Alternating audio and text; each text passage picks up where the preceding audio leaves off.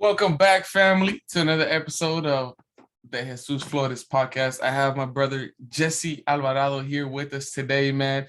I really appreciate this brother, man. He's absolutely just brilliant, and he comes from a very similar neighborhood, and so there's just so many different parallels, you know, Right. and for me, bro, it's such an honor, bro, to be able to chop it up with fools like you Thanks, bro. because it's special, man. Like real shit. Yeah.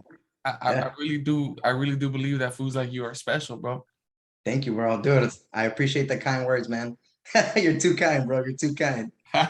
Nah, for real. Like yesterday, Doug, I was I always feel euphoric after the gym. Obviously, you got all these Right. fucking neurotransmitters communicating good messages, right? They're feel good chemicals.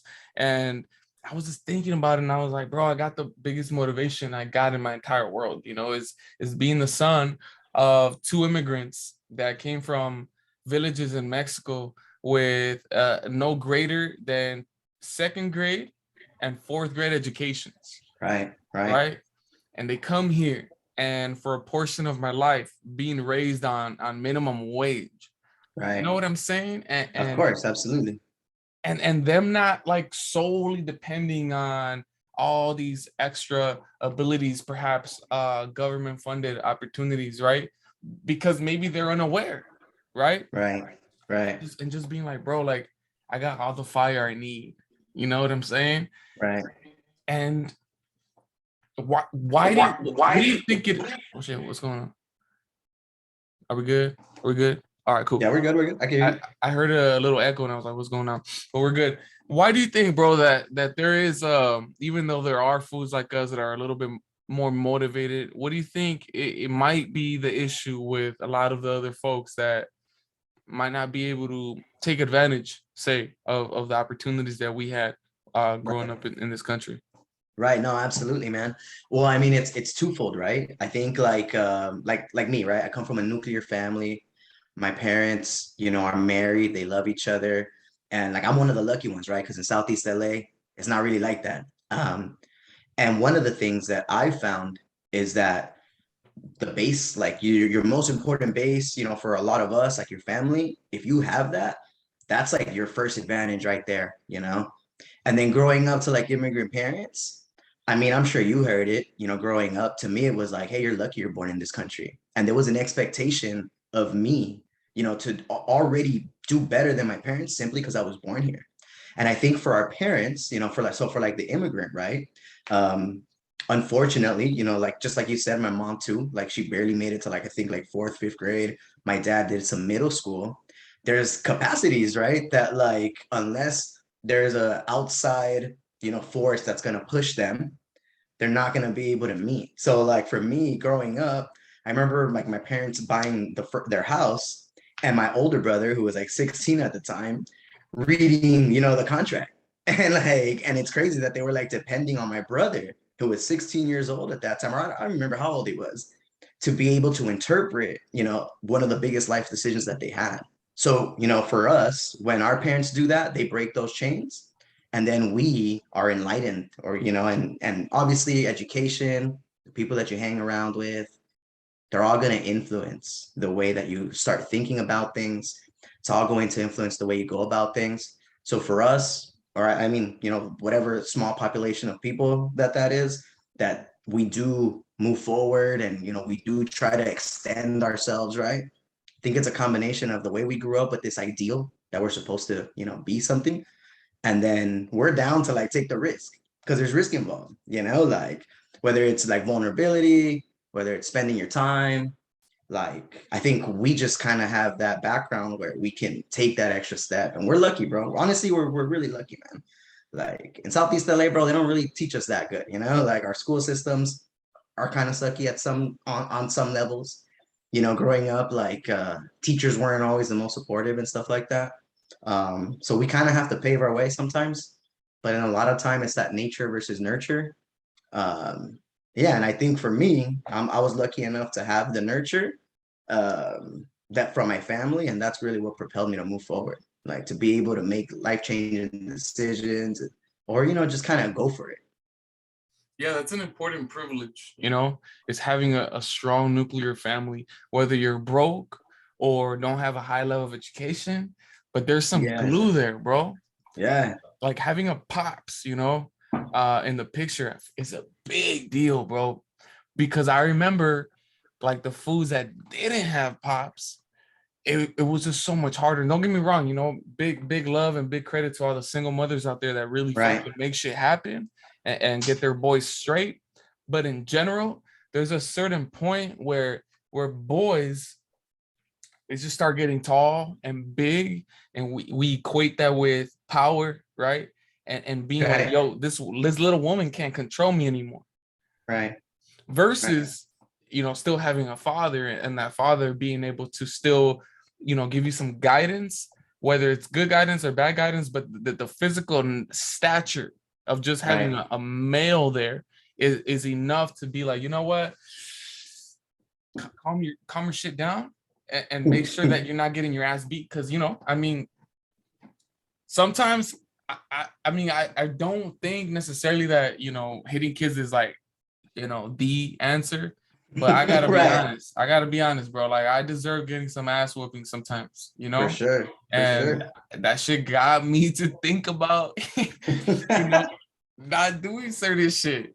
You Right. know, I saw Mario Arceo. I don't know if you ever remember him, but I saw him a couple of weeks back at a bar, and he was telling me, he's like, bro, what was a trip about you, fool, is that in high school, like you knew everything, you Right. knew where everything was at, all the negative shit, but you just didn't go in there and cause Right. mayhem. My reason, bro, was because I knew that my dad was gonna fuck me up. Yeah.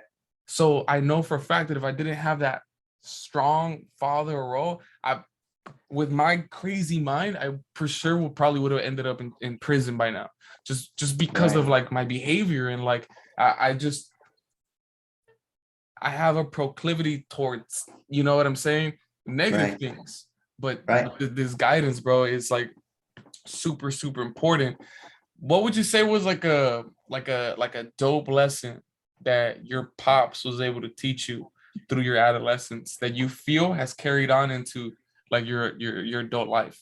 Right. Absolutely. My dad, he dedicated himself to one trade. He paints cars, Sick. and that's literally what raised us. And I think probably the biggest thing that I carry from my father is he's never had a business card, like ever in his life, never had a business card. He's never advertised on Facebook. We made him a Facebook page, he didn't care, but every single year, multiple people come and knock on the door and they ask for Julio. My dad's name is Julio. And I think to myself, like, man, like, why does my dad get so much business? Like, why are there people that save my father's number for years and are compelled to come knock on the door and ask for him? And I always remember that my dad has always said, you do things with integrity and you're honest and you're a person of your word, you know? And those three things, like, look, I was not a perfect teenager. I was the middle child, like through and through. I rebelled against my parents, like I did a lot of crazy stuff in high school that I shouldn't have been doing for my age. So like I was that child that, like, even though I had a great nuclear family, like my disposition to like do bad, it was just it would consume me, like I would do what I wanted to do all the time. And then in my adulthood, looking back at those years and looking back at the way that like my dad raised me, it's like I was raised to have integrity. Like my father did not show us drunkenness. So like in my past, like, when I was living with my parents, I remember I came home drunk once and my dad was like, have I ever taught you that? And I was like, no, dad, you haven't. So for me, like my dad, just the way he conducts himself, bro, it's really uplifting. And my dad's a man of like very few words. Like we actually like I've always thought about like maybe authoring something, and the Sure. title would be the title would be the greatest man I never knew. Um Ooh, that's tough. be- yeah, because he doesn't tell us his stories, bro, about his struggles. Like he didn't tell us how hard it was growing up. Like he never focused his our mentality on that. The mentality was always you can, and if you do it honestly, if you do it correctly, like it's going to happen for you. And for me, like now as an adult, as a 29-year-old man, you know, doing what I'm doing now, I I realized I wish that I would have like listened more to my dad when I was younger, Hmm. but I'm thankful that now I have that wherewithal where when I look and I can point to my father, like everything that he's instilled in me is bearing good fruit now. You know, like everything that he's taught me, dude, like throughout the years, bro. Like thankfully, you know, like by God's grace and stuff, like I've been able to implement that into my life, and I'm like ready for the next chapter in life. Like, you know, like I love where I'm at right now, but I'm always forward thinking. And I know that like I got a loving family that's like there for me, and like they've taught me a lot, bro. I'm very blessed, man. Like very blessed, bro. Bro, integrity, that it itself, right? That seed is so fortuitous that it comes from a place of like not doing people dirty, right? Right, right. And that's why they keep coming to his business, bro, because he was an honest man. The work Yeah, was obviously good. And you build a clientele that is obviously not family, but there's a familiarity, right? That right. the roots, bro, it just Yeah, feel like you that integral aspect, right, of integrity. It's so deep and so real and so honest that like it'll weather any season, any right. storm, and it's truly beautiful, bro. So for your pops, bro, to be able to like really like, you know what I'm saying, like put that shit Yeah, in there, and then for it to like just like be born and take off, like that's a beautiful thing, man. And another thing, bro, is like talking about how your pops doesn't really share like the struggles, and the right. stories.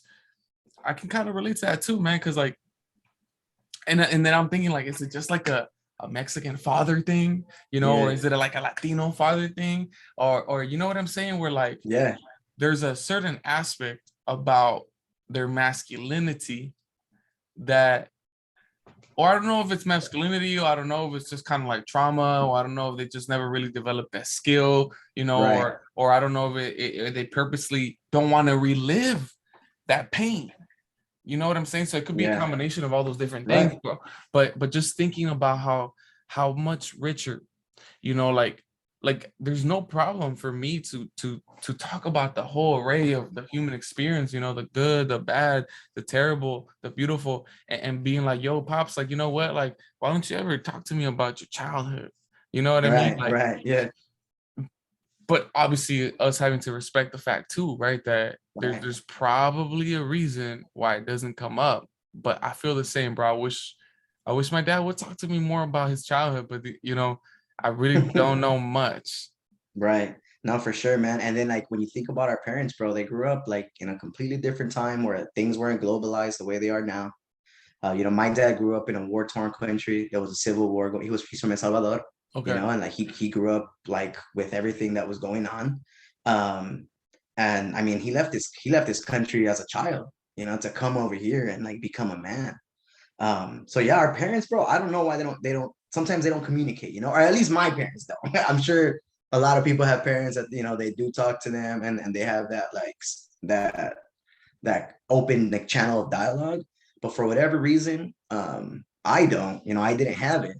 And if there was one thing that I wish I could connect more is with that, you know, because I feel like I would get to know my father like more as a person. I think a lot of times we think of our parents as we don't think of them as people, you know, and they have their own struggles and they got their own anxieties and they got their own stuff that they're dealing with. And then they're raising us too, all at the same time. So like I wish I knew more of the human aspect of my dad, like, you know, like what his mind is, like what he's thinking, like because he's a smart guy. He's funny. He's smart. Like, you know, like I see a lot of myself in him. But it's interesting that like we've never sat down like and just kind of talked. You know? Yeah, I think like the only times I get to sit down and talk with my dad is about like career or money stuff, right? Same, same. So it's like Yeah, it's like it's cool. Like I really appreciate Right. that conversation, because I can tell that he cares, and he Right. obviously, obviously I'm his son. You're right. But there's it just it baffles me. Yeah. But at the same time, like I said earlier, like having having the ability to respect the man, right? And, Yeah. and they have so much more experience than us, bro. You Right. know what I'm saying? So that's great, man. I'm glad that you're able to. So he spoke about integrity. What were the other two things? Honesty, and just like keeping your word. That's like super important for him, like Jeez. keeping, and that's a tough one, bro, because we talk fast. I've learned in myself, like for myself, that I talk fast and I'm a bad listener, and Mm, like, and this year, that's what I've really been trying to like dial back on. There's a lot of times where it's not necessary for me to speak. What's actually necessary of me is to listen. And I think, like when I can display that and I do that, I'm more careful with my words, because words have power, bro. Like words have meaning, man. And I think a lot of times we just kind of sling things around, like whatever, people, like we talk fast. But yeah, like being a person of your word is very important to my dad. Like, he like let your yes be your yes and your no be a no. Like no double talk, nothing like so yeah, like those three things, man, my dad has really instilled in us for sure. dude, that's beautiful, man. I'm working on my honesty, especially, Yeah. I haven't had um I haven't been in a like a romantic relationship in a minute. Um, Yeah. but I know that the honesty piece deterred me from developing a deeper intimacy. You know what I'm saying? Right. Yeah. And that's another thing, bro, that I've really like come to terms with, right? Is that Right. this drive, right? It's a human drive for me, which could be, say, sexual needs, for example. There's a strong disconnect between like the spiritual aspect of being intimate and just fucking. You know what I'm saying? Right. Right. Right. Yeah. And it's taken me this long to really think and say, holy fuck, what am I doing with my life? Right. And then utilizing that moment of reflection to be like, mm, you're getting to an age, brother, where you gotta Yeah. start making better decisions, because there's a certain point where I do want to be a good family man. You Right. know what I'm Right. saying? For So sure. so if I'm just doing this thing and I'm separating the realness, right, of Right. these connections should be intimacy, Right. honesty, love, but you can't really experience, in my thinking, those deeper connections unless you're real. Just be honest. You know what I'm saying? Like Right. that honesty piece is something that I really look forward to, just laying it out and being like, yo, this is what it is. And utilizing that as a means to communicate fruitfully, and just like honestly, Right. and then the second piece, bro, is keeping your word, bro. It took me a while to learn that too. I think I really tried to stay committed to keeping my word around the age of 24 to 25, Right.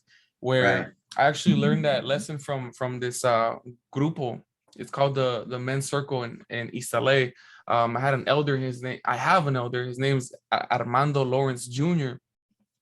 And they basically gathered like all these different like principles, from the old anti-colonial times, that and these Yeah. stories have maintained themselves, throughout Mhm. these generations, which is just makes it so much more powerful.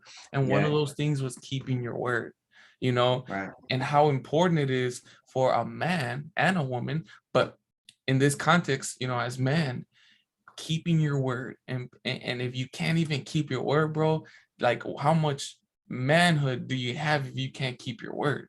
You Right. know what I'm saying? And so Right. that those are all powerful things, bro, that your pops has been able to share and teach you. Yeah. Fucking amazing. Yeah. And dude, and just kind of, and obviously I do these things imperfectly, like Facts. Facts. like I'm not even gonna sit here and act like if I've always kept my word, like if I've always been honest, like, but going back to the honesty thing, I think one of the reasons why it's so hard to be honest is because there's an inherent vulnerability. that you have to display in honesty, right? And like when we take that like a step further, like when we're pursuing like a partner, bro, that starts getting like messy right away, you know, because like we have if we're gonna be honest about a lot of things, there's gonna be a lot of ugliness that rears its head, you know, and like being vulnerable to that like degree with somebody, it's difficult, bro. Because I'm on the same boat as you, man. Like I'm getting to that like stage in life where I've enjoyed, you know, like my singleness. I've enjoyed what I've been able to cultivate like on my own. But like I'm not sure if it's like innate in us, but it's time to like share, you know, it's time to like grow. It's time to like multiply. And dude, and like to be honest, like, in a relationship, it's probably one of the most difficult things that you can display, you know.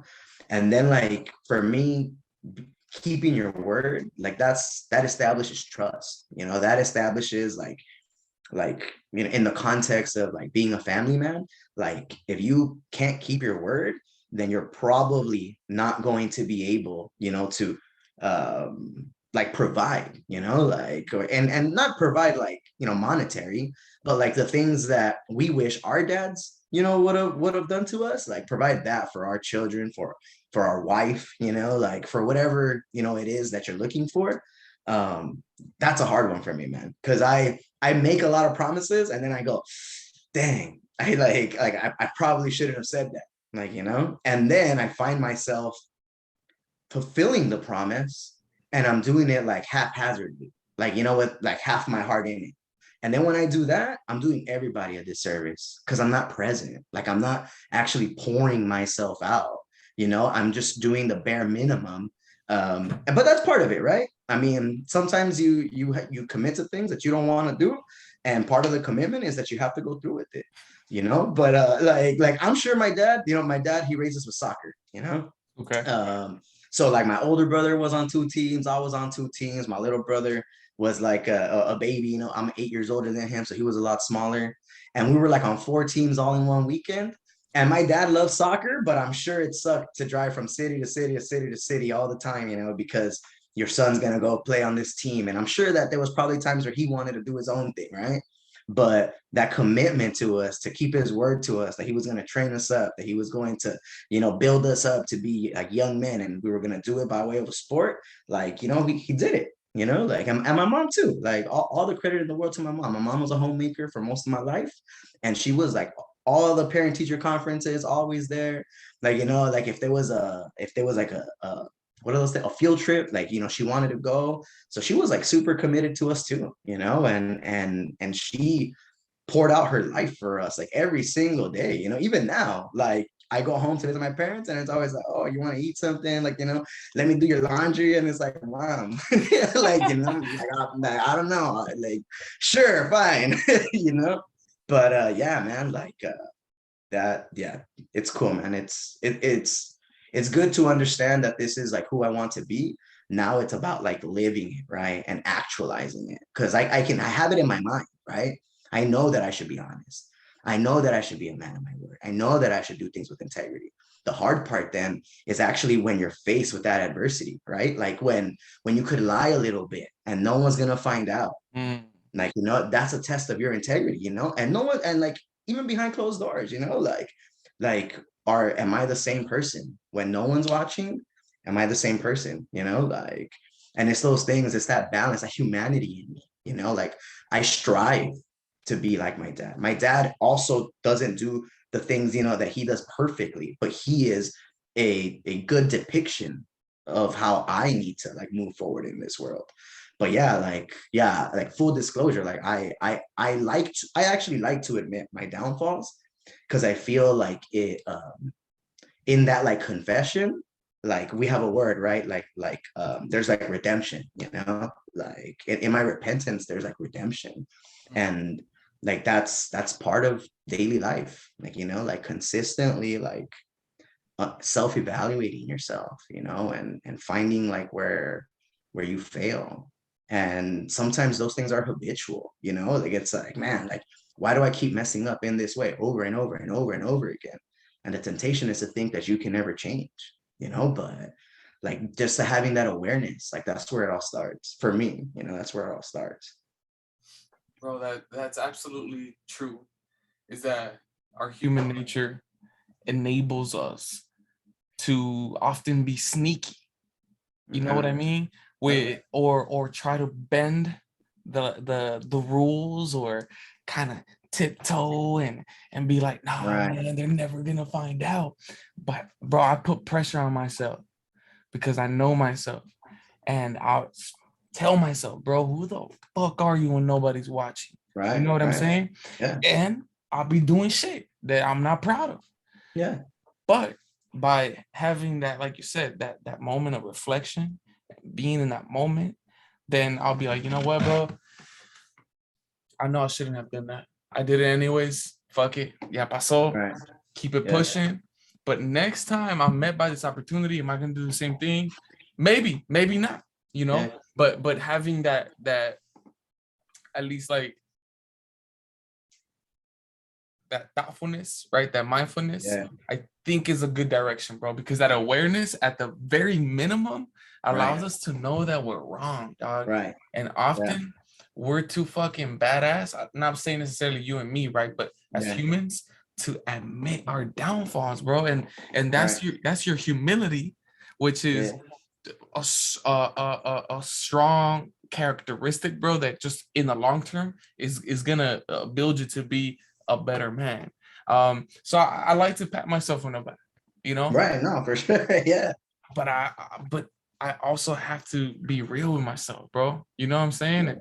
And I look at myself every day, right before I Yeah. shower. I'm looking at myself in the mirror, and I'm just like, all right, bro, let's have a badass day. You know what I'm saying? I try to hype myself up, but at the same time, I go through these moments of reflection where I see my downfalls. And just like you, bro, I like to be open and honest about it, because at the end of the day, like, I'm putting my shit out there, you know? Right. So people are gonna know what I'm about. And Yeah. that's okay. I mean, I I'm open to just being free and being a human, and making a bunch of mistakes, and Right. like, just don't condemn me for them, because Right. I'm not here to condemn you at all.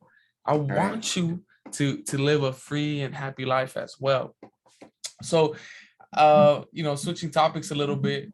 Um I know that you're a Christian, right? Correct. Yeah. So is that is that a way of life? Would you say, is it a religious thing? Is it a spiritual thing? Is it both? Are you one or the other? What are the differences? Right. Um, yeah, like my Christian life is like that's what I've chosen to um okay, so I guess something that they should know about me. Like being the son of immigrants and like being tied to like my culture and then being born in the United States, I always had an identity crisis, right? Like because it was hard for me to understand who I was like in this world. And part of like, having that identity crisis, I went through seasons of life where I would attach myself to something, right? So like in high school, it was like I found my identity in a girlfriend, and I had a girlfriend from ninth grade, all the way to senior year. And when that failed, like my identity was shattered, like when that Mm, when that relationship like stopped, my identity was shattered. One of my identities that I've recently like had to combat is like success, like monetary success, right? Like I was hell bent on my parents saying that I had to be somebody, having like a pressure of like I'm gonna be my parents' retirement, kind of thinking mm, that like I would in high school I went to illicit levels to make money, like selling weed and throwing flyer parties and doing all the stuff that I was doing. And then in my adulthood, I started finding myself consume. I would use my time, and my time was only worth it if I was going to make money for it. And mm, then when I achieved whatever I was looking for, the quote unquote success, I remember feeling empty, and being like, wow, like this is all money can give me. Like, like, and it wasn't the money's fault. Like the money is an innate object. All it can do is offer me what it has. So for me, like when I found Christianity, because I didn't become a Christian until I was 18. When I found Christianity, it was a mixture of a lot of like trauma that I didn't know how to like. I would compartmentalize it, and but I didn't know how to like walk through that. And Jesus offered me something that was like super attractive. Like, like what he offered me was like peace. What he offered me was like, you can find your identity in me, and I'm not going to fail you. And like, Mm. and when I became a Christian, I naively thought life was going to become easy, but life became a lot more difficult because now like there was expectation, like now there was like a standard that like I wanted to live by. And every single time that I would fall short of it, like I it would hurt. So like for me, like yeah, I didn't grow up with like a religious background. My parents were totally like, they would allow us to be like academics. I would say I was an atheist all the way up till, Oh, I wow. I converted into Christianity. I was really outspoken about like that concepts of God, like, didn't make sense to me. And then ironically, I end up in the church. So it really allowed for a lot of healing to take place in my heart. It allowed for like a revolution of my mind, and like, and it just became a part of me. Now, as a Christian, like I definitely, I'm not perfect, bro. Like, like I fall short plenty of times to Christian principles, right? And I used to think that Christianity was about like following a subset of rules and God is gonna love you, like, so if you do this, God is gonna love you. And that was like my early thinking. But the more that I've like dove into my faith, the more I meditate, and I try to like, and I seek God, the more that I'm understanding that like life is more about like um I don't know. I almost don't know how to explain it. Like like like I'm meant to it, I guess what I'm trying to communicate is I found purpose. I found purpose, and it's been really fulfilling. Um I used to think that like religion was like or Christianity was like um it was a hindrance because like it would, how do I explain myself? Um, sorry, I'm blanking out right now. All right. um, It's no worries. right. I used to think that like if I became a Christian, my life was going to be um sorry, I found what I'm trying to say. So there's an obedience in Christianity. And I used to think that that obedience meant that I was going to be hindered. I was going to be stopped from doing things. Mm. But what I learned is that the obedience was actually really freeing. And in obedience, I was liberated. Um, and it's been like it's been a whirlwind because I still mess up a lot, bro, like a lot, I in many different ways. But always being able to go back to like God, and he like hears my cries and stuff.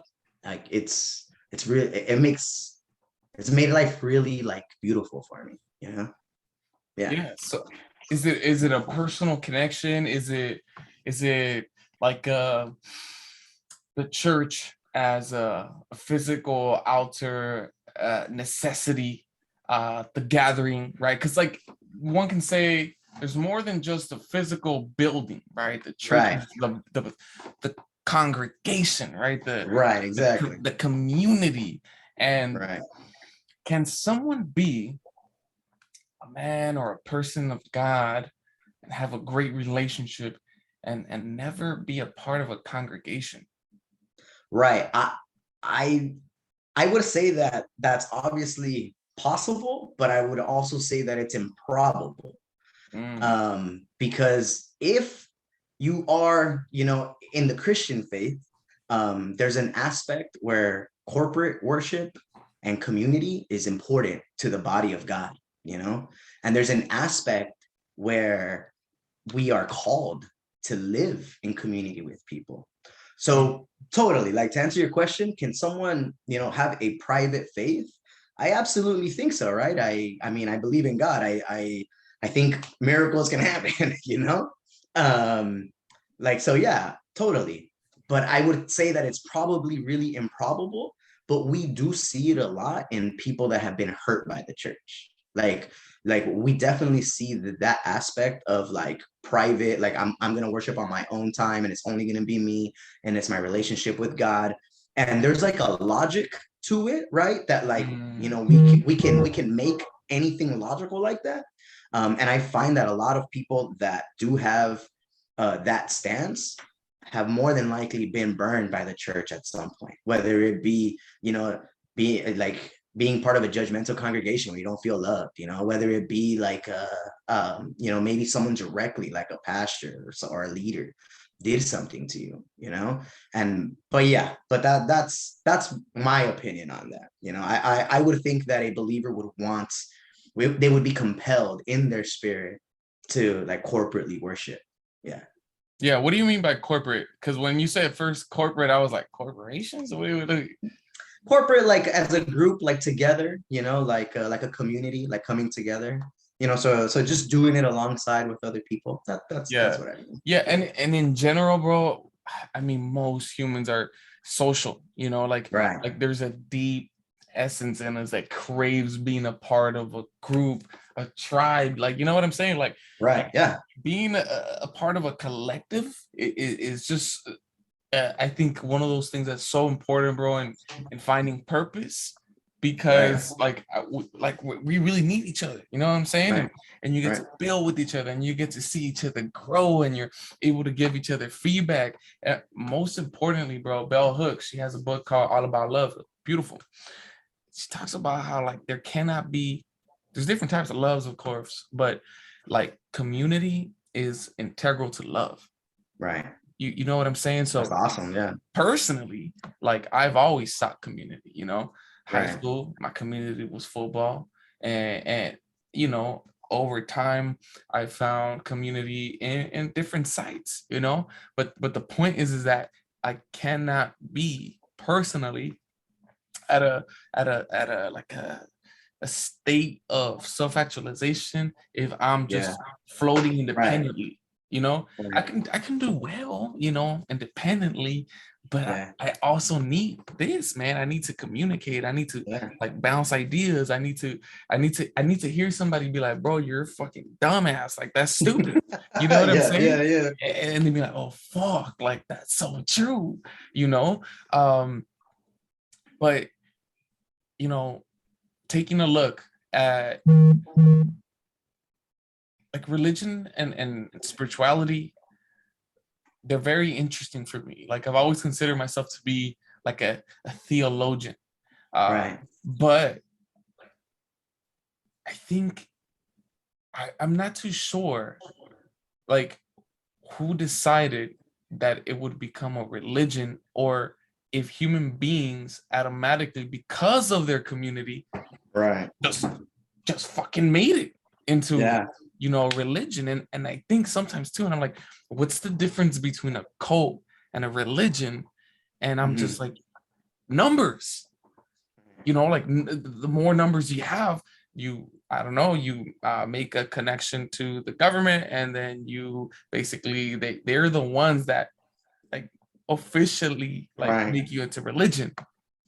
But the other aspect of it is like the healing, right, that Yeah. comes from finding some type of salvation, whether it be Allah, Jehovah, you know, Jesus, or the Virgin Mary. You know, like there's all Right. these different like Right. religious like um I don't know, I guess you can say different beliefs.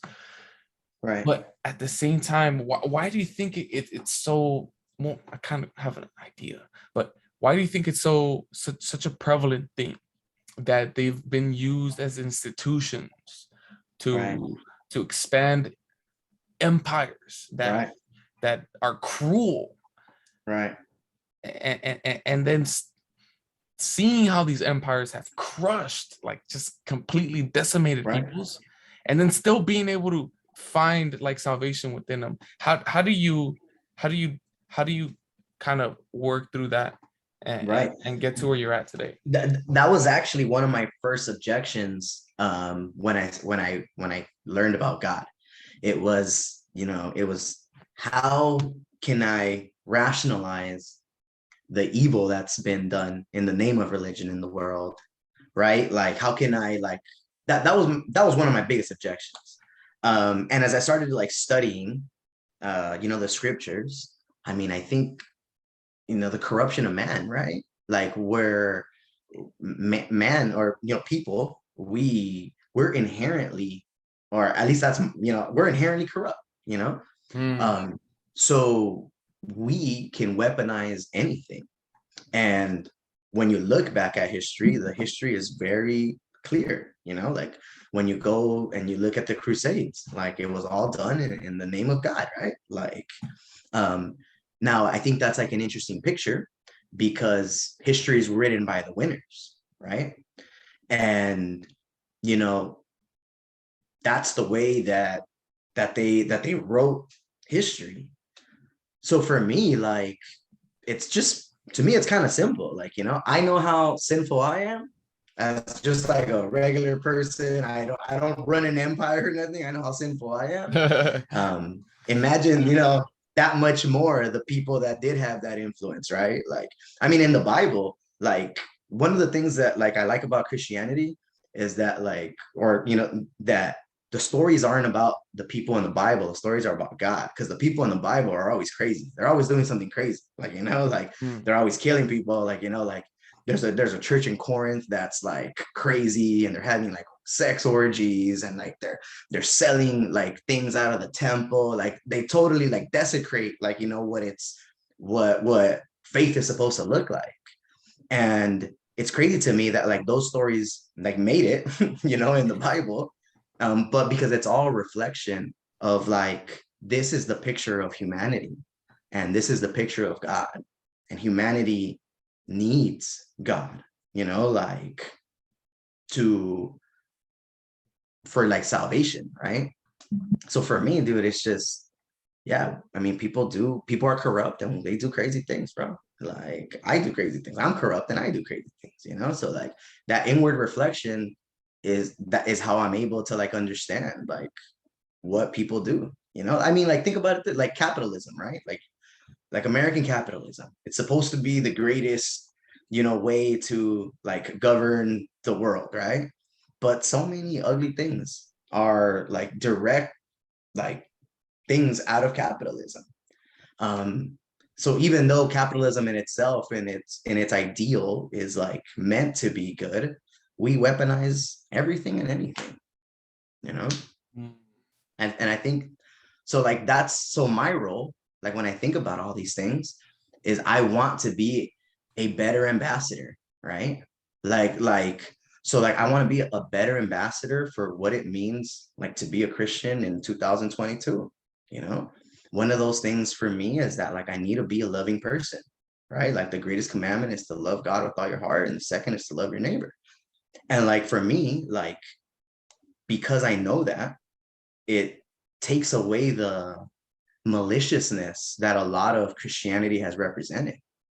One of my best friends, she's gay, and she was a film major, and she did her final film project on us because I was a Christian and she was like outspoken, outright gay, and we were like the funny best friend like duo. Like, how can we be best friends if our ideologies are like, in a lot of people's eyes, competing, right? And they're going at each other's throats. But the reason why is because I'm not the judge. I'm not God, and I'm happy that I'm not God. That liberates me from like going around to people and saying, "Oh, you're cheating on your wife, and you're doing this," and ugliness should be called out, right? But it liberates me from being the person, that like judges people, and it actually just lets me love people for who they are. Whether, I think one of the biggest things that I've learned is that I'll never be able to feel what someone feels, but I'll always be able to walk alongside with them. And that is like the most powerful thing that I think I can contribute like to my faith, you know, like being someone that walks alongside people, no matter what their creed is, no matter what their religion is, no matter what they're, like thinking. Because like at the end of the day, like, there's people made in the image of God, and I think that's precious. And I want to love people, like, now don't get me wrong, there's a lot of people that I don't want to love. Like, like it's not like I'm out here being friends with everybody. You don't have to be friends with everyone, and that's just part of humanity, like, but I can have an inherent graceful love for people, the way I feel God has like a graceful love towards me. Yeah, bro, and I think that's multiple powerful lessons in there, and that's one thing that I've always really deeply like loved and appreciated about the character that is Jesus.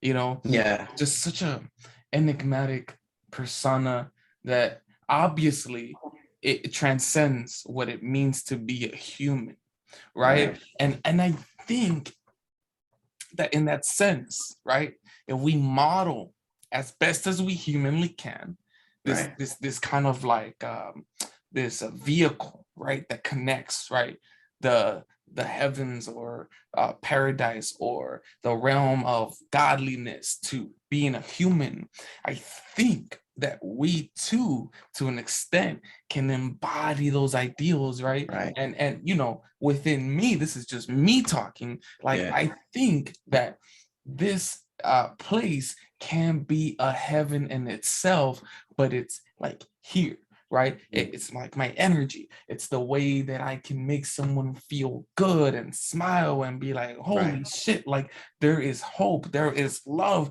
And so that man, God, elevated like our state of consciousness, Right. to be like godlier, Right. and that in that sense, bro, like I have a deep appreciation, like a very, very deep love. I was also raised in a religion, so Right. I'm familiar with the text. I'm familiar with like the Right. aspect of religion and congregation and all these different aspects. And look, man, there's a stage where Jesus's life is unrecorded, right? And Right. in the Bible, um, I'm not sure if you know, was it between 8 and 30, or was it between the ages of 12 and 32 or something? Yeah. 12 and 30. Yeah. Okay. There's a famous story where he's like a 12-year-old and he's like talking to the religious leaders. And then there's like a gap. And then his story starts at John the Baptist and he's about 30 right there. And then it'll chronicle from 30 to 33. Yeah. Right. So, this is all theoretical. Right. Um, there's something called the Aquarian Gospel of Jesus Christ. Are you familiar with that? Never heard of it. Ah, this accounts Hmm. for those missing years, Right. you know? Right. And I've read it just because, like, I'm a historian, and Right. I'm a nerd. I'm like, oh shit, you're Yeah. telling me like the grand mystery, Right. because here's this book, right? That's like that started with the Jews, right? The Torah, which goes back thousands of years, right? Right. And then the New Testament comes out, and it's developed over a course of many, many years. And then like the main character is Jesus, and like half of his life is unaccounted for. Right. So it kind of, you're just like, what? Like, bro, teenage years, super important. You know what I'm saying? Right. Right. Yeah, I get you. So whatever, in this gospel, in this Aquarian gospel, he's traveling to Persia, he's traveling to India, he's traveling to the Middle East. You know what I'm saying? Like Yeah. this was just going all over the world. Then he's learning, he's going into all he's basically meeting with all sorts of spiritual leaders, Right. spitting game and Mhm. getting game. And Right. and to me, bro, I just I feel almost like it feels like such a strip of knowledge and just spirituality that was strategic, like Mhm. there has to be a reason, right? Like Right. like there's a clear like and I'm thinking about it, and why do you think, bro, like from your perspective, why do you think that those years are missing? Like to me, Right. there seems to be an importance there. Mhm. Yeah, I mean, interestingly enough, I've never really given like that kind of thought. Um, I to be honest with you, I don't know. I, and here's the thing, maybe part of our humanity is that inherent curiosity, right? Mm, And in that like inherent curiosity, like there's always, a desire to like find out why. I mean, some of the greatest thinkers are always going to be people that question everything, right? mm, And I mean, that's what we're taught to do so that we can develop our ideas and we can, grow as individuals, and I do that even with like the scriptures, right? I question everything. mm, Um, and one thing that I do know is that not everything is for us to know, you know, and we have to almost be okay with that. mm, But we hate that because like original sin was that like we wanted to be like God, in Genesis, that's the account, right? Like that we wanted to be like God and we ate of the fruit. And then, like that's how the story goes. So when I think about like our curiosity, like it's good, but curiosity definitely did kill the cat once, you know? mm. And like, and I don't know why those years aren't counted, bro. Like now you got me thinking, like, now it's like, all right, what happened between 12 and 30? Like, like I would want to know. Now, if the account of the gospel is real and we are going to be in heaven one day with God, I hope there I could find out, you know? like uh like and, that. and he's gonna be like, "What? They left it out?" Yeah, like that's what I put my faith in, right? Like because it's faith, Mm, but that's interesting, right? I've honestly never given that thought, but for sure those had to have been some crazy formative years, and whatever Jesus was doing at that time, maybe the joke's on us and he lived a regular life and he was just like a boy, like a carpenter, like maybe it wasn't even as mystifying as we think it is, maybe there was a lot of normalcy in those years, or maybe there was a lot of crazy miracles.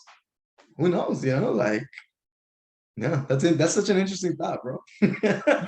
yeah, the mystery, bro. It's something that drives me in a positive way, because Right, it's just like a search, right? Man's right, search for meaning, and right, and to me, it doesn't feel like a negative thing. It doesn't feel like it's breeding anxiety or depression or anything like that. right, On the contrary, it makes me feel more alive. You know, right. to just be able to say, yo, this is one of the most dominant world religions, Yeah, and there are these grand mysteries. yeah, So why is it wrong for me as a human to have to be a little mysterious, right, to yeah, to have aspects of myself that people shouldn't know, or whatever, right, right? Like right, there's just like there's a variety. And my last question in this field, what is faith? right. What is faith? Um, I mean, it's belief, right? Like it's like a transcendent hope, you know? Like my my faith in God is that. Like I have a hope that he's real. Like, like I have a hope that what he's told me through scripture is like good. And I almost believe blindly, like, and not in the sense where like I'm ignorant, but in the sense where we live in a day and age where there's so much information out there, and I can choose to like have faith and believe in many different things. But I've chosen to have faith in this. So for me, it's just a belief, it's a hope that I put like my trust in, and like like I've always said it, like if Christianity's fake, then so what? At least I live my life by like bylaws that I like agreed with, and that I can say like that's what I want my legacy to be. Like if all this is fake, if God isn't real and there actually isn't anything out there, so what? At least I feel fulfilled and I feel happy and I feel like this is what's giving me insight into who I want to be, you know, into like the kind of son that I want to be, the kind of future husband I want to be, the kind of father I want to be. This is what I think is worth it, you know. But if it is real, and like and God is real, and there's salvation for those who believe, then I'm already rich, you know, and I'm already like God's son, and I'm already like you know, inherited like the kingdom. And for me, like having faith is what helps me deal with adversity. You know, having faith is what allows me to continue to stay motivated. You know, like having faith is what allows me to go through hardships. Having faith is what allows me to experience joy on a different level. You know, like, and yeah, like it's we're all ingrained to believe in something, you know, like even a relativist that says like, oh, like, you know, like everything is subjective, like that's an objective claim within itself, you know. So we all have faith in something, no matter what it is. Even if you're an atheist, you have faith that in whatever, you know, your atheism, I don't know, you know. But to me, like, yeah, faith is the way that I attempt to like live my life, you know. It's I attempt to display my faith in my actions. I attempt to display my faith in my words. And you know, that's what that's what I've chosen to believe in, you know. Yeah, faith is that step into the unknown. Yeah. But as an explorer, I step into a lot of unknown things, Right. you Yeah. know, and like you said, really, there's no losing. I mean, we're all gonna die eventually, Yeah. right? Yeah. And if you can ascribe to some certain principles that clearly help you live a, a doper life, that is something that you strongly understand or understand, there's no other fucking way to put it. You know, it's just like, Right. yo, I like living this life just as much as say someone who's going who frequently uses meth, they love living that life. And I'm not in a position to say that I'm living a better life. Why? Right. Why? Right. Why? Maybe they're actually enjoying it more. And even if maybe their life is shorter, I don't even know that. What if I'm not even around tomorrow, right? Like Mhm. there's no way to tell, in my opinion, that there is a way that's grander than somebody else's, right? That if Mm. there is a God, then God is the one that's in a position that it's in a stronger position to be able to Right. dictate that. That's why when you Right. said earlier that, you know, you like the fact that you can just be you and your job is not to be like, well, you're not getting into heaven. You know what I'm saying? Like Yeah. Yeah. it makes it easier, you know? Yeah. Um, and in that way, uh, man, faith has gotten me through a lot, bro. I was thinking about this the other day and I was just like, yo, like my faith, right? And it's like supernatural connection, right? And I have many names, bro. I have many names for God. Sometimes I can say Allah. Sometimes I can say Jehovah. You know, sometimes I can say Pachamama, you know, because the earth in a sense is to me like another form of godliness, right? That I mean, whatever, right? Some people, if you believe that God is everything, then God made the earth. But on the other side, right? Right, if the what if the universe was like it made itself, right? So like Mm. the earth itself is my mother, you know, Mm. for billions of years. And so I also have this deep love and appreciation for the earth, for the soil, right? Right. Even God said that we were birthed and created out of soil, right? So if Right. anything, our DNA, our breath, everything also emerged right from the land and what it is. And so right, I have all these different things that I have forms of connecting, right? But the Yeah. point is the faith aspect that allows me to get through those really, really, really tough and dark times where uh, it's almost like a complete surrender, right? Right. Where you're just like, yo, man, just whatever happens, just let me be an instrument of your greatest will. You know what I'm Yeah. saying? Yeah. Like let me just touch, inspire, and give love on a scale that just lets hope become um an an epidemic, a pandemic. You know what I'm saying? Yeah. I mean, that's why I know I'm an idealist. You know what I'm saying? Because Right. I really do believe that we can be infectious in that way, while at the Right. same time being realistic and just being like, yeah, the world kind of fucking sucks, right? Yeah. But then we come into the duality and the balance of just what it means to be on this plane of existence, you know, and Right. frequently like clashing with that same energy within myself, you know, and just being like, fuck, I really embody everything that God wants me to be, and I also embody everything that Satan uses to deceive me. You know what I'm Right. saying? Yeah. Every single day. Let's switching the conversation now. What a transition, man. What a transition. Bro, how did you get into real estate, bro? Like take me through those early days. Like what were you trying to discover Right. about yourself? And how did it just come up? How did the opportunity come up that you were like, yo, this is a Right. game that I I'm gonna really get into and figure it out. Right, for sure. I mean, I've always had an entrepreneur's heart, you know. In high school, I would throw flyer parties. Like I do it on credit, you know. I like tell someone's parents, and you gotta understand, we grew up during the recession, you know. So you go to someone's parents and you say, hey, $300, I'll throw a party right now, you know, like, and then you get the DJ. And from an early age, I just knew that I wanted to have a business, you know. Now, what ended up happening was I didn't take my education seriously, right? So like I did AP, I did honors in high school, but dude, I had like a 2.0 GPA. It was basically teachers just letting me slide, you know, like and on potential alone. And then when I did try to pursue higher education, I was ill-equipped. And then at the same time, I felt kind of crushed by higher education, just because of like, you know, interactions with professors. You know, one time I wrote a paper and a professor he literally wrote, these concepts and ideas are too advanced for you.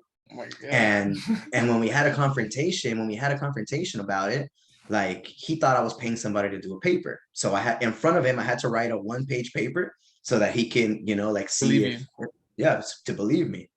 And he still didn't give me my grade, you know. So I tried to pursue higher education, didn't work out for me. I got my spirits crushed. I was a terrible student.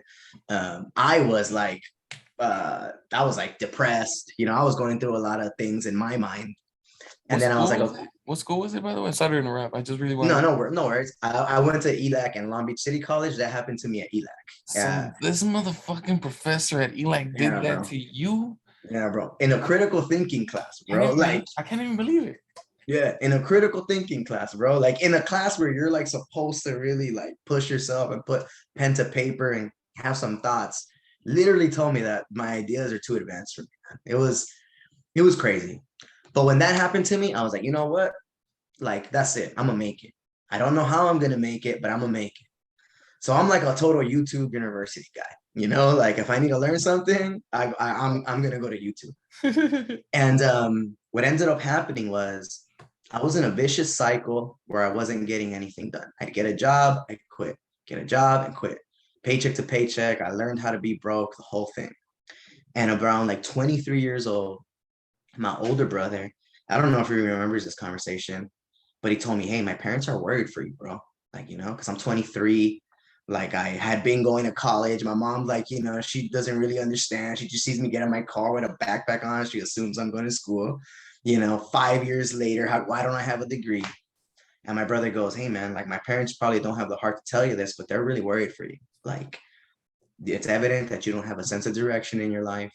Like, you know, it's you need to figure something out. And I started with Uber. So like you know, I got an Uber car, I rented it out and I started driving. And through Uber, I started learning like the disciplines of how to be like self-taught, right? Like I started learning the disciplines of like, you know, allotting your time to a certain like craft, right? And for me, it was driving. Like that's what it was. I would go 4 a.m. to 11 a.m. and then 3 p.m. to 7 p.m. That was my shift. And somewhere in between all that messiness, my homie Josh, shout out to him, like from observing me from going to church for like the past 5 years, he said, hey man, like you're not going to school. You know, whenever I heard your stories, you sound really passionate about like working for yourself. He was like, why don't you get into real estate? Why don't I introduce you to my broker? I'm about to buy a house. It was his second home, I think, at the time. And he was like, and I'll introduce you to my broker. If he likes you, you'll basically be able to walk through this deal that I'm doing. So he introduced me to the broker. Shout out to him.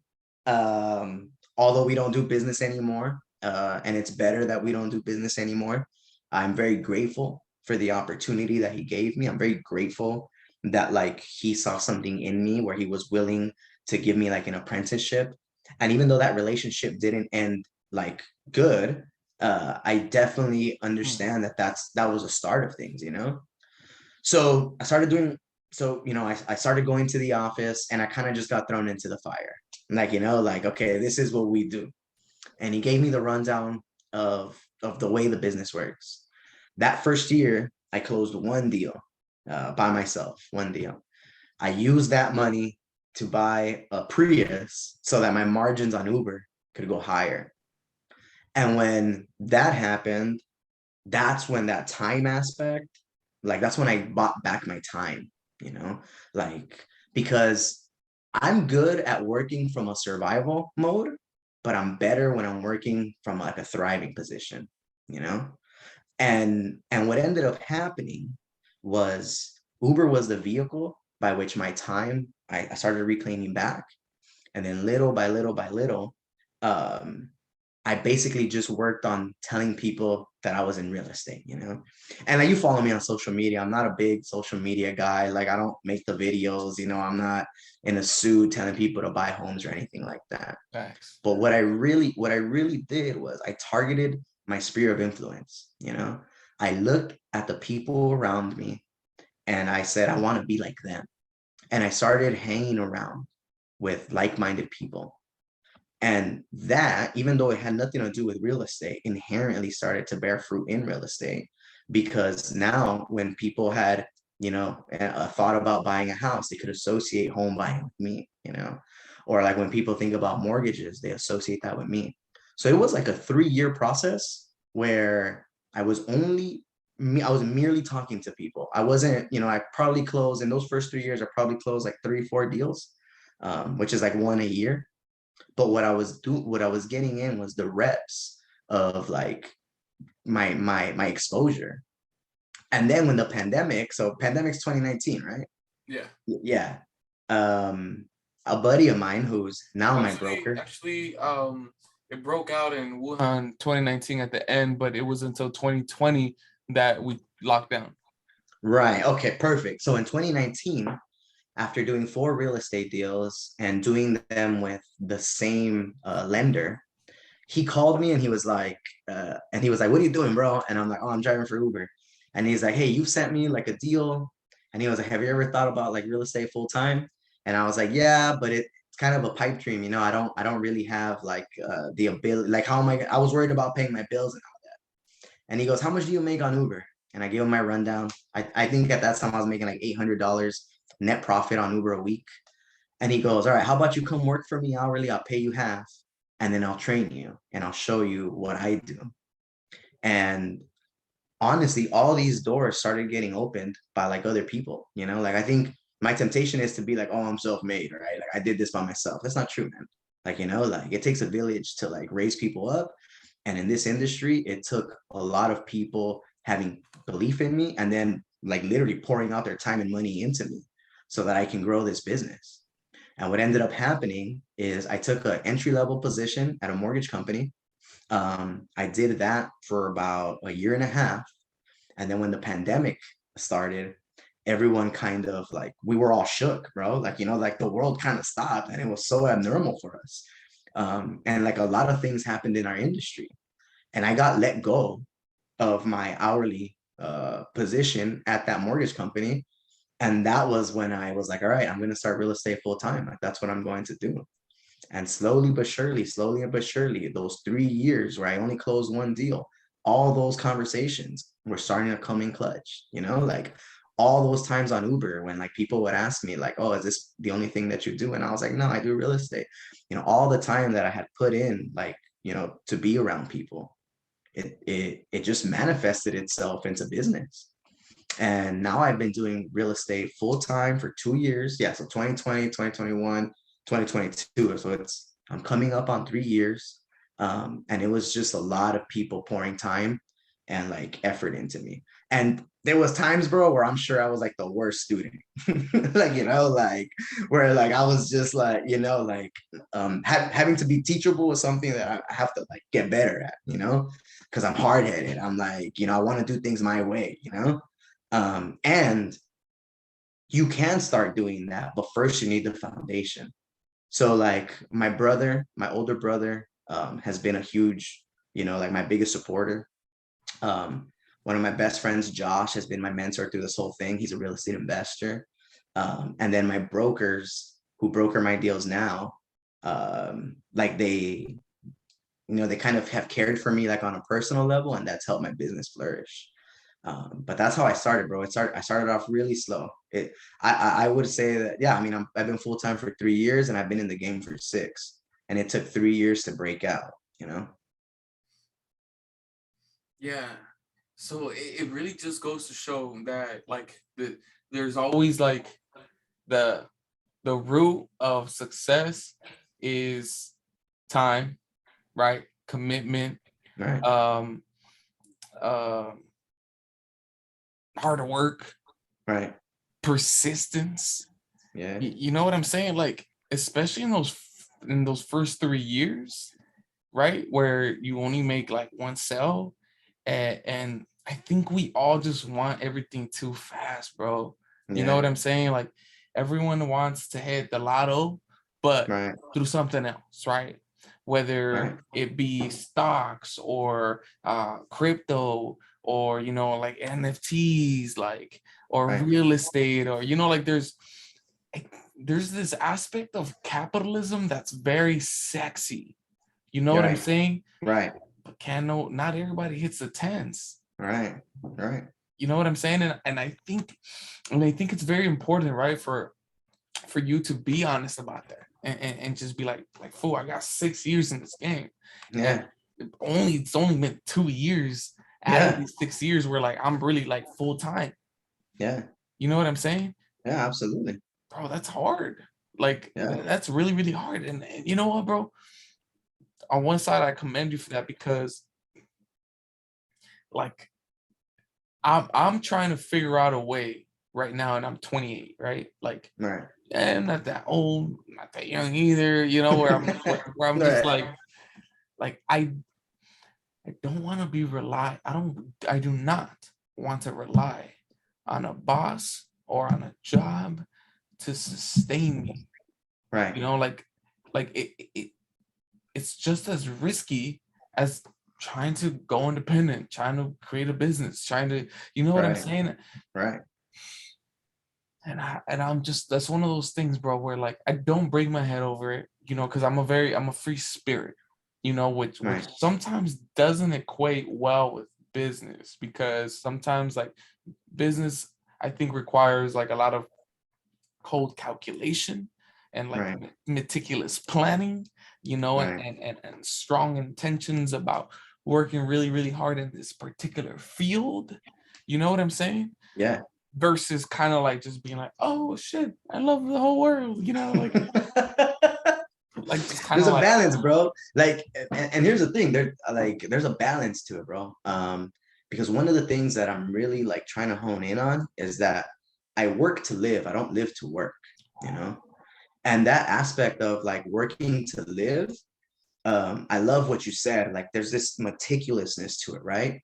But what that aspect lets me do, it lets me laser focus those 4 hours, 5 hours, like, and I'm gonna be focused and I'm gonna grind it out, because what I really enjoy is what's after this, like, so I'm trying to build a business where like I want to be mobile, like I want to be able to work off my phone, and that requires a lot. It requires me to like give up some money, right? Like, so for example, like this is something relatively new that for whatever reason I kind of got this thought that like we can do capitalism a different way, like where we can have fair and equitable wages, where like everybody's eating. And in order for me to do that, it required me to let go of my like greediness to make the whole check, you know?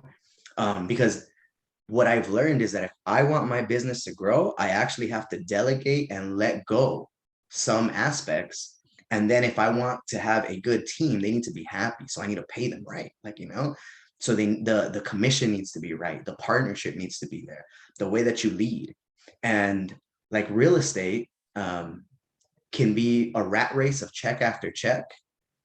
But if, in my opinion, if we do this properly, it's actually the investment side of it that's going to generate the most wealth, right? Because that's what we're looking for, right? Like and wealth can mean different things to different people. Like I have some homies that like they want to do 100 loans a year.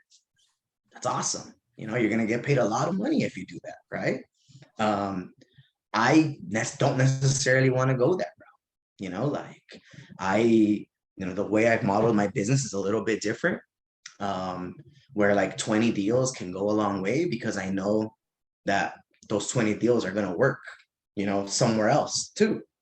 But yeah, like I think business can be there's a duality in between you being a free spirit and then like being meticulous, because I feel like I'm the same way as you. This year, fortunately, I've been able to like have a lot of more time.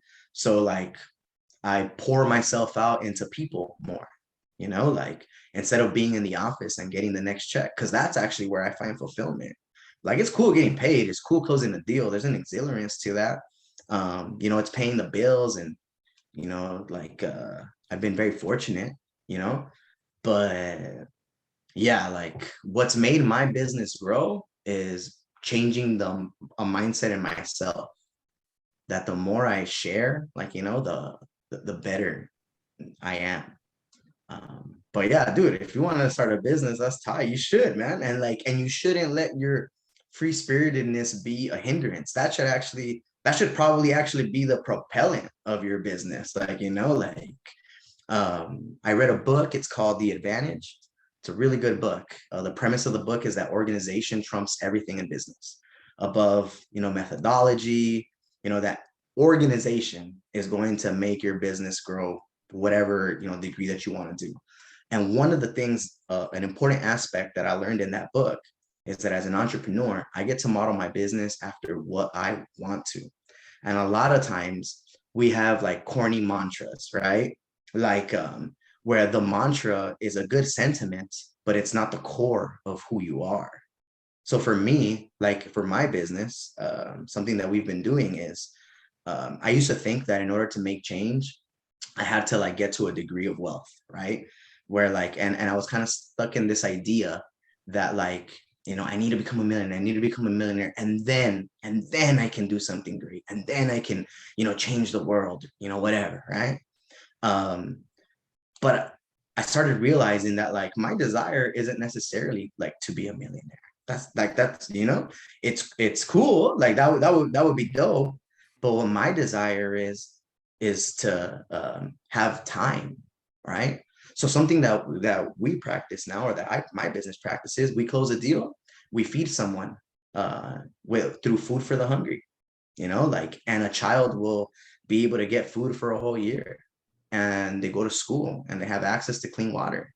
And like, and I find myself wanting to close deals because every single time I close a deal, a kid is going to eat, you know? Like, I find myself wanting to close deals so that I can go mentor the youth group, like, on Tuesday from or 4:30 to 8 p.m., you know? And when that shift happened in my mind, I started being happier. Like, I started feeling more fulfilled with like life.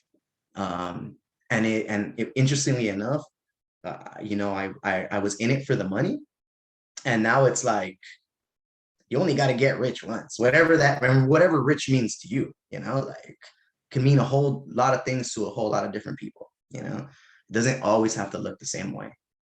But yeah, that's the way that I want to do my business. Like, you know, that's the way that I feel good about like what I'm doing, you know. Those are the beautiful things that this business affords you, you know. And that's a very interesting thing, right? Is modeling this new world based upon your own ideals, right? And us growing up in a shitty society, but then having the power to stop that narrative, right? First within yourself, right? Yeah. And then Yeah. and then doing it in through your business, bro. That's Yeah. where the whole conscious capitalist aspect really comes into play, Right. right? Because I can say I can be an activist, right? And push for $20 minimum wage, right? Across the country. And I'm not saying people don't deserve that, but what I'm saying is that you're placing the power on legislation to push that onto businesses that's not their intention, you know, Right. that's not their vision, right? And so there's always going to be this tension, right, between the boss and the workers because their Yeah. visions are not in alignment. Yeah. But when you, or whoever, Juan, Jacob, creates their business and it says, you know what, dog, I'm sharing this wealth. You know what I'm saying? Yeah. And I'm going to do it. And if you're doing it, the second part of that, bro, is that life just becomes so much more fulfilling, bro. Like Yeah. I know what it feels like to be able to service somebody and there's a smile, there's a connection, there's an aha moment, there's just a shared cathartic moment where like the building of a connection is worth so much more than a fucking property. I mean, that's just the way I Right. feel, you know, like I'm gonna Yeah. just keep it 300, you know, like as enticing as money is, I've never had a lot of it. So for Yeah. me, it's actually easy to be like, yo, I feel rich off of a Right. personal connection, you know, Yeah. and just knowing that like my fulfillment, my passion, like being like mission oriented. I just know that I'm already living in abundance, you know, and that's my angle. You know what I'm saying? Yeah. In sharing that message and being like, I'm already a rich man. And somebody that really taught me that lesson early on was Bob Marley. I'm not sure if you've seen that video, but there's a white guy at his beach house, and the white guy's asking him a question. He's like, "Are you a rich man?" And then Bob Marley, you know, he got all pensive. He's like, "Oh, what do you mean? What is a rich man?" You know, Hmm. and then the white guy's like, well, do you have, say, millions of dollars, you know? And then Bob Marley was like, no, my richness is life forever. You know what I'm saying? Like Yeah. that It's that that powerful, man. that faith aspect, that connection to God, that his music, bro. I mean, you can't see it, but the poster right here, that's Bob Hmm. Marley. You know what I'm saying? Yeah. Like he's one of those people, right, that I feel had that prophetic presence on earth. You know what I'm Right. saying? Where Yeah. I'm here to elevate you. You know what I'm saying? With his Right. redemption music, like, dude, this is about whether you want to call it salvation, liberation. You know what I'm saying? Like escaping the chains that we're born into, you know, through all these Right. different systems. And and dude, that's fucking amazing, bro. Like when you were telling me that you're trying to close a deal to go hang out with the youth, bro. Yeah. Yeah, bro. That's like that. I mean, and then here's the thing is like that's where I find my energy, you know, like that's where I find my life. Like it's funny, like some people think it's backwards, right? Like they're like, dude, like why, you know, why do you spend so much time? Like why are you spending so much effort? Because that's where I feel the most alive. Like, you know, like that's where the ambition of life, like that's where I get fed, you know? Like, and I think unfortunately for sure in real estate, and actually not even unfortunately, everyone has the right to model their business however they want.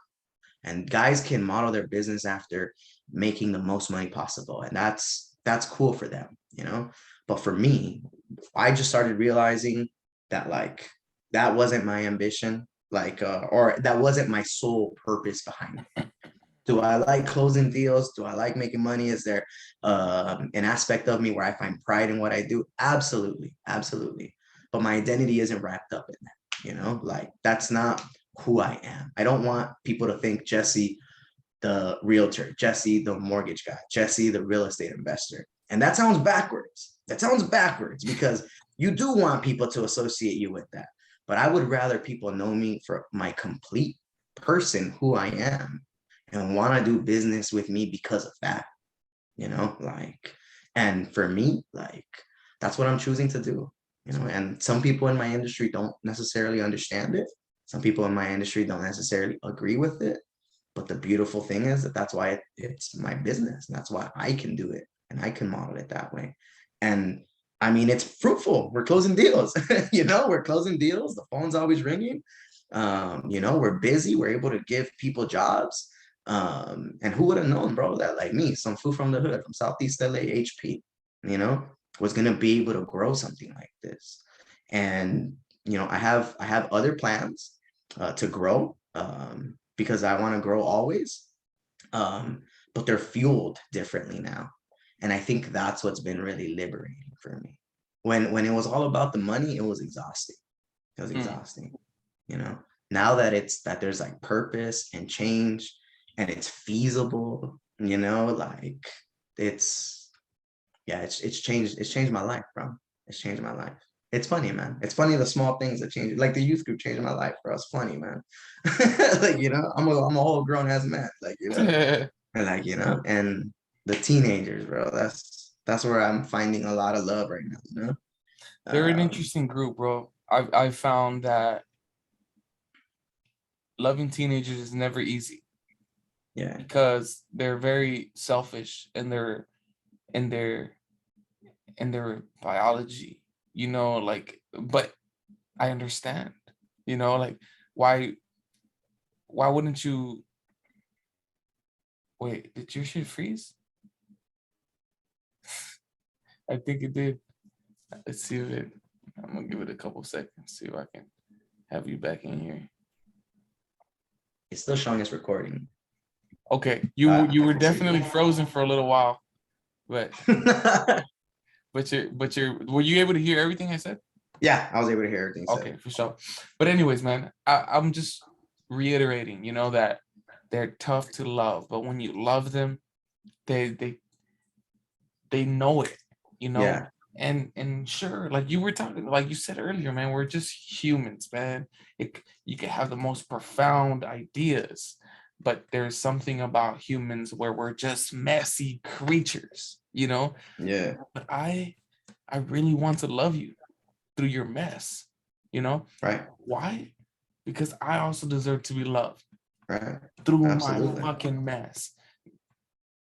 But we're men now, you know. We Right, we can create healthy boundaries. You know what I'm right. saying? And be like, yo, bro, that was fucked up, bro. You should have never done that to me. You know what I'm saying? And you probably be like, damn, that's true. Fuck it, squash the beef. Or you hurt me too much.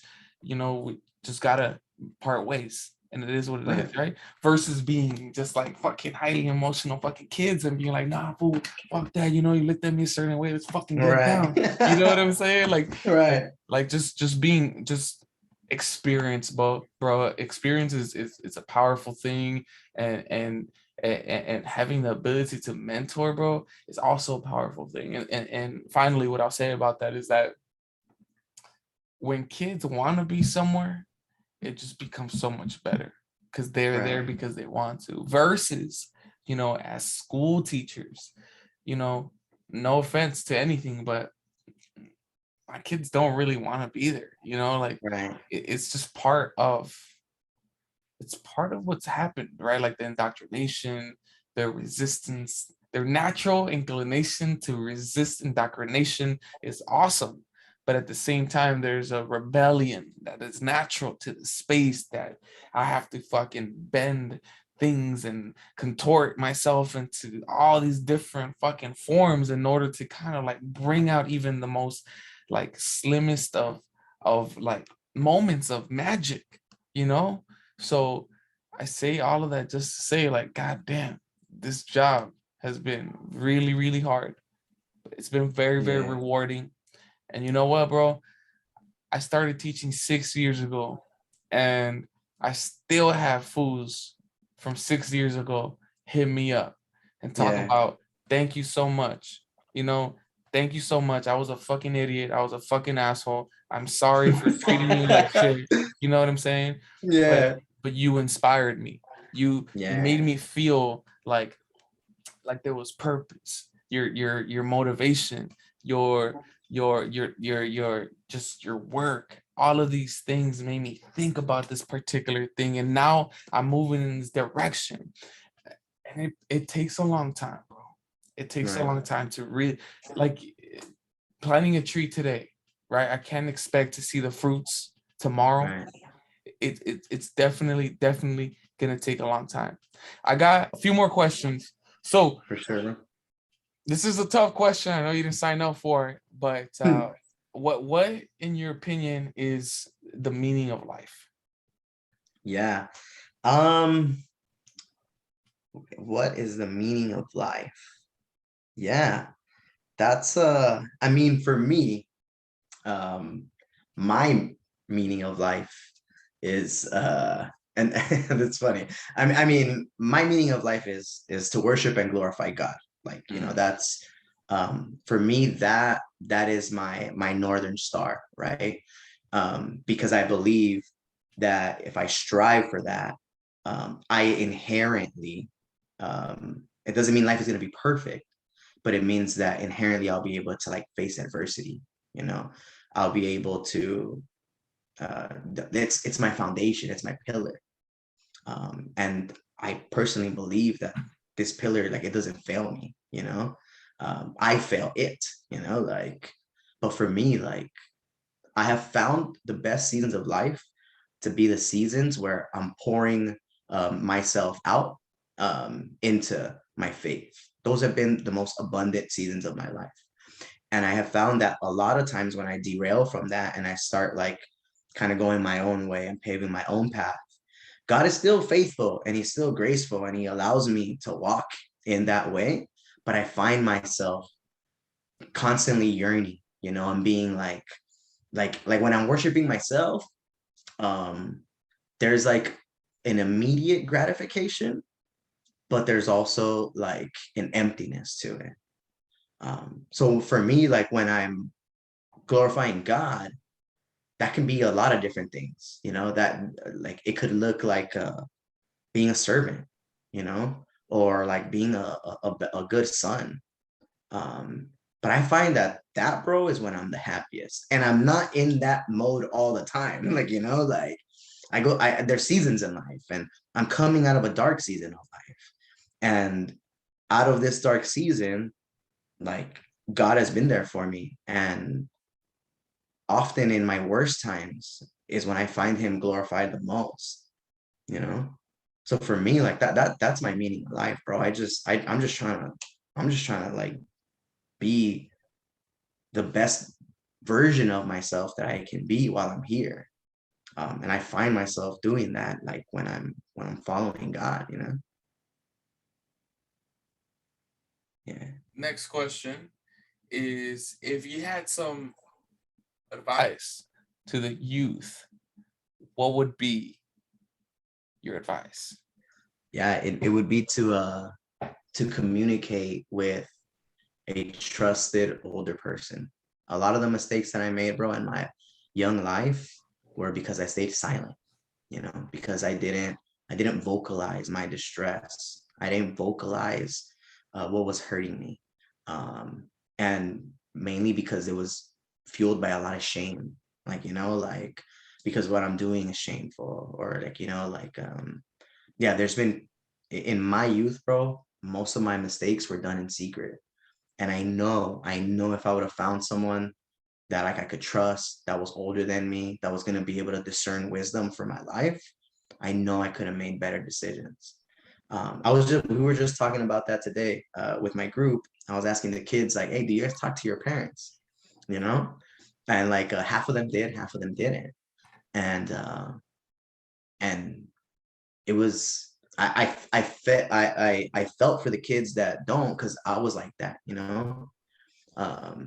Yeah, I think communication, bro, is so important. Like, you know, to say things, like there's power in that.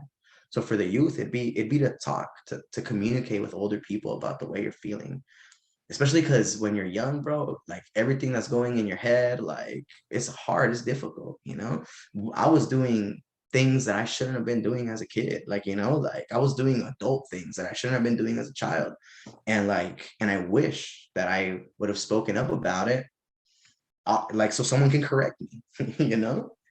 But yeah, that, and also like there's a time for everything. Like, be a kid, man. Like, you know, like life is gonna come at you fast. um Adulthood comes with its own, you know, struggles. You know, be a kid, man. Like, Yeah. there's a beauty in that. There's you know, there's a beauty in being young and having ambitions and being able to, you know, explore and pour yourself out into different things. Because in adulthood, then, you know, that structure comes and it's a little bit different. But yeah, I think those would be my two things, man. Those are very important things. I do want to, if you've been watching the whole show, man, I just want to say, man, I appreciate you, man. It means a lot, man. And actually, I forgot to say this at the beginning of the show, man, but this episode is sponsored by This Food, 7 Lessons for Burros and Back Chasers. It's a book that I co-author with my very good friend SGN. It's basically a book about healing, you know, through a humorous lens. And we're just a bunch of fools. You feel me? Like I never want to seem right. Like I think or I prance around like I'm this fucking grand individual. I'm not, man. I'm Right. just a regular Joe. But Yeah. you know, life has given me a lot of experience that I just want to go ahead and turn it around, pay it forward, and be like, look, fool, it's important to read. And I Yeah. strategically wrote this book to make sense. You know what I'm saying? To Right. fools, so that it could hopefully spark that feeling that, you know what, I could be an intellectual. You know what I'm saying? And and Right. and and so that's a little bit about the book and who sponsored this episode, man. But yo, man, bro, I really appreciate you, man, for spending this quality evening, man, just conversing, you know, about Right. a variety of different topics, you Yeah. know. And it means a lot, man, you know, for you to be just to keep it real, dog. Yeah. For sure. Absolutely, man. I mean that's what it's about, right? Like if I, you know, I believe so much in the power of words. Like we have to keep it real, bro. Like, you know, if we're not keeping it real, we're faking the funk. I mean, like, you know, how are we gonna like pay it forward, like you said? You know, like that's something that I appreciate about the book, bro. That like it put you guys in a vulnerable spot. And that was what made it super uplifting for me. That like I was like, man, these dudes really sat there and wrote this. Like, you know, like these dudes really sat there and wrote this, and it's practical. I mean, I remember that segment on trauma. I love that. That's how the book starts. Like, you know, like just thinking about that. Like fools like us, we don't talk about we don't have that skill set. So the book is necessary, bro. Like, you know, like we need that. Like we totally need that. So yeah, like, you know, like I appreciate your authenticity, bro. From the day I met you, from the jump, you've been 100 with me. Like, you know, we've you know, we've developed a friendship, even though like we barely met each other. But when I read your book, I was like, dang, like I felt like I knew you on a different level after that. Like, you know, yeah. Yeah, no, that's awesome, bro. By any chance, do you have any final remarks? Maybe connecting your business to someone that might be watching this, a phone number or something. I don't know if you want to connect some type of Right, subject. right, for sure, for sure, for sure. I mean, if there's anyone out there that is in search for like a community, like, you know, like in terms of, you know, maybe you're exploring faith, you know, maybe you're in a position of life where you're trying to figure out, like, you know, what your next phase is, and you've been, you know, thinking about like who God is, you know, I definitely would like to invite everyone to my community. You know, like our community is it's a diverse group of a lot of people, different age ranges. I found a home there at my church, at Imago Dei Church in the city of Downey.